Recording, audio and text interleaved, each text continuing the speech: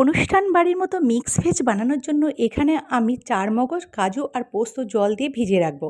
এখানে সরু সরু লম্বা করে কিছুটা সবজি কেটে নেব পনির আর ছাড়িয়ে নেব মটরশুঁটি। আদা আর কাঁচা লঙ্কা আর টমেটোর একটা পেস্ট রেডি করে নেব। তারপর জল ঝরিয়ে পোস্ত, কাজু আর চারমগজ বেটে নেব।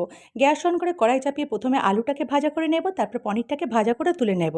তারপর ওই তেলের মধ্যে গাজর, ফুলকপি দিয়ে দেবো, বিনস, ক্যাপসিকাম আর মটরশুঁটি খুব ভালোভাবে ভাজা করে উঠিয়ে নেব সামান্য একটু লবণ দিয়ে।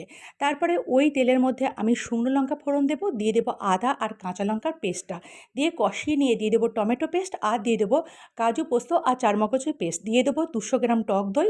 খুব ভালোভাবে কষানো হয়ে গেলে দিয়ে দেবো সামান্য নুন, কাশ্মীরি লঙ্কার গুঁড়ো দিয়ে কষিয়ে নিয়ে দিয়ে দেবো ভেজে রাখা সবজিগুলো। তারপরে আবারও 10 মিনিট কষিয়ে নিয়ে দিয়ে দেবো জল। তারপরে উপর থেকে দিয়ে দেবো পনির। এভাবে 5 মিনিট ঢাকা দিয়ে রাখবো। 5 মিনিট পরে ঢাকনাটা খুলে গরম মশলা মিশিয়ে নিলেই কিন্তু এখানে অনুষ্ঠান বাড়ির মতো মিক্স ভেজ তৈরি।